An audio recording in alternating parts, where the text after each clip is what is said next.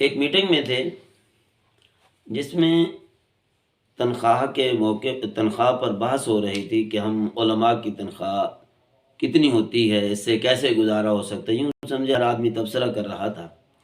تو ہمارے ایک دوست ہیں، ذرا دلچسپ انداز کے اندر چٹکلے چھوڑتے ہیں، انہوں نے کہا ذرا میری بھی سنو۔ کہتے ہیں ہماری تنخواہیں ایسی ہیں کہ جس طرح کہ ایک جگہ پہ مقابلہ ہو رہا تھا، بھائی آج ہم میں سے کون بہادری کرے گا کہ ہاتھی کے آنسو بہا دے۔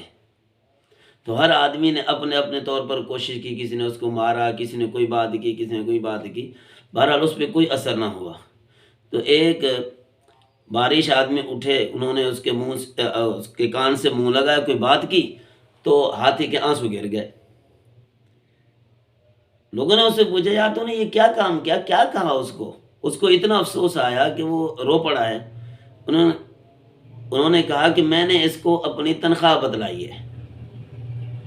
یہ جو آج کل صورتحال ہے، خصوصاً یہ جو الیکشن کا موقع ہے، کچھ لوگوں نے خود مجھ سے بھی سوال کیا، بلکہ آج تو ایک آدمی آ کے یوں سمجھے وہ بھائی فیس مجھ سے میرے سامنے آ کے کھڑا ہو گیا۔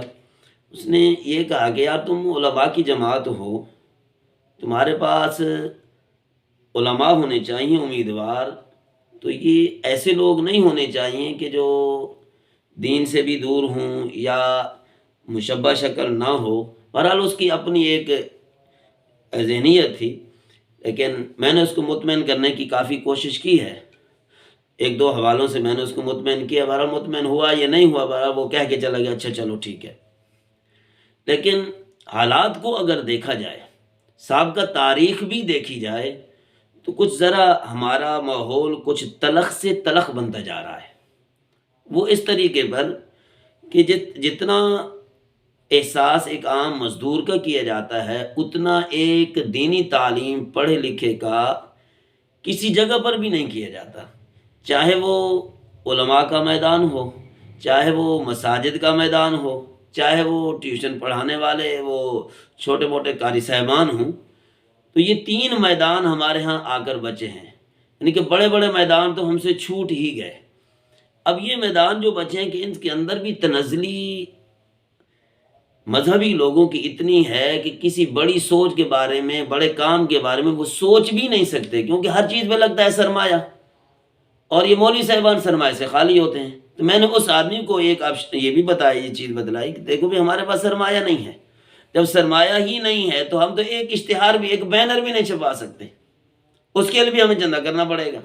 تو یہ کام کیسے چلے گا جبکہ کروڑوں کا مقابلہ ہے، ہمارے پاس بالکل سرمایہ نہیں ہے۔ ہم لوگ اپنی تنخواہ کے لیے بھی بڑے جتن کرتے ہیں، اور پھر ہوتی کتنی ہے، ہم 20 30 40 سال پڑھے ہیں تو پھر بھی اتنی نہیں ہوتی کہ ہمارا گھر جو ہے سکھ سے آسانی سے چل سکے۔ پھر ایک جگہ کسی ایک دو جگہ پہ اس طرح مثالی تنخواہیں ہوں تو ہوں، ورنہ عام طور پر جو روٹین ہے وہ اس طرح کی ہے۔ نہ ہی کوئی آدمی دوسری چیزوں کی طرح وہ جو بجٹ بناتے ہیں ان میں کسی مولوی صاحبان کی تنخواہ کوئی قابل ذکر ہوتی ہے، اور نہ ہی اس کے بارے میں کوئی خاص بجٹ بنتا ہے۔ کچھ مثالی ادارے ہوں تو الگ ہے، ورنہ ایسا نہیں ہے، جس کی وجہ سے ہماری سوچیں اور اسی طرح ہمارے ذہن ترقی رکھنے کے باوجود، سوچنے کے باوجود بھی ہم لوگ کچھ نہیں کر سکتے۔ یہ کتابیں بھی آپ بیک گراؤنڈ پہ دیکھ رہے ہوں گے، تو یہ کتاب بھی بڑی مشکل سے تقریباً یہ 20-25 سال کی محنت کے ساتھ آئی ہے۔ اب ان کے لیے پڑھنے کے ٹائم چاہیے، جب اپنی روزی روٹی سے فارغ ہوں گے تو پھر ان کو پڑھیں گے نا۔ تو کبھی مسئلہ دیکھ لیا، کبھی کیا ہوا، کبھی کیا ہوا، تو ہماری پوزیشن جو ہے دن بدن گزرتی جا رہی ہے اور انتہا درجے کی گر چکی ہے، اور اتنے ہم لوگ معاف ہوتے جا رہے ہیں کہ ہمارا مذہبی طبقہ، خاص طور پر علمی لائن والا طبقہ بھی بہت کچھ کر سکنے کے باوجود، بہت کچھ ہمت سوچنے کے باوجود بھی نہیں کر سکتا۔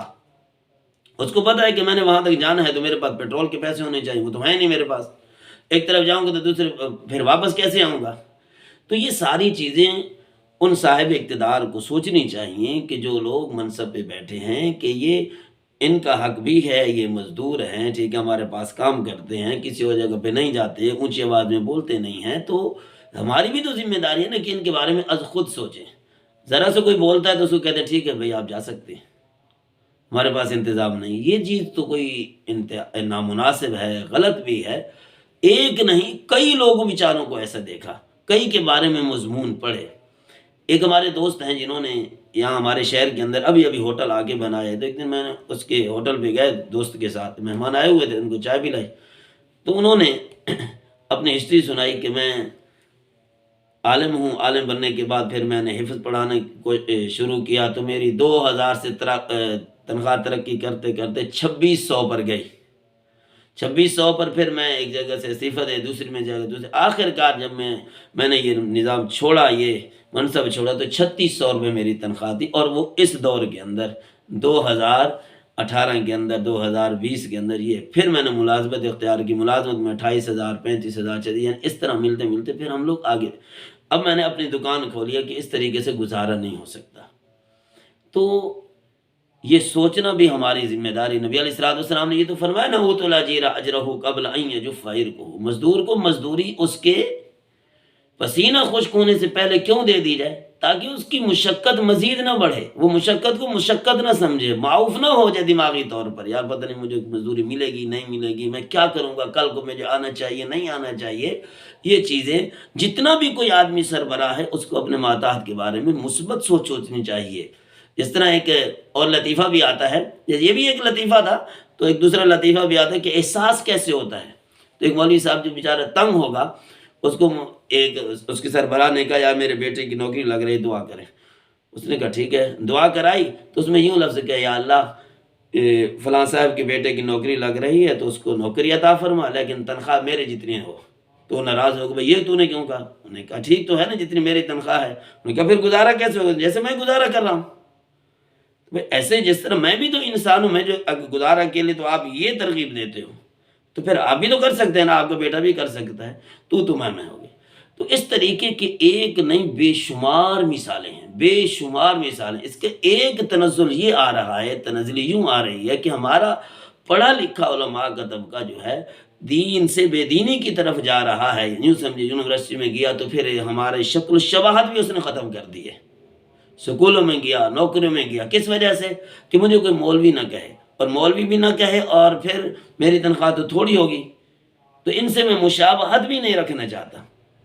تو کچھ لوگ ایسے بھی ہیں جو ابھی بھی اپنی مشابہت رکھے ہوئے ہیں، لیکن بہرحال ایک گزارش ہے، جو بھی سربراہ بنے اس کو اپنے ماتحتوں کے بارے میں اچھی سوچ رکھنی چاہیے۔